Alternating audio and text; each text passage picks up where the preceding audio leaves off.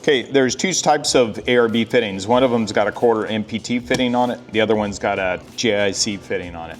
What you're going to notice on the JIC fitting, it's got a piece where it works like a bulkhead. You can bulkhead it down to something, you tighten it down. But you know, if you stick it on there and you go to turn it, it's just going to spin. So what you got to do is put in your plug, and it's going to expose this little hex back here. That hex back there allows you to install a thin, extremely thin wrench, which is really difficult to get. And so we made one here at Agile, and that allows you to come in behind it and grab it and hold it into place. While on this side, you're using your 1 inch to get it nice and tight on your bracket. This little wrench is available on our website if you're using this type of fitting.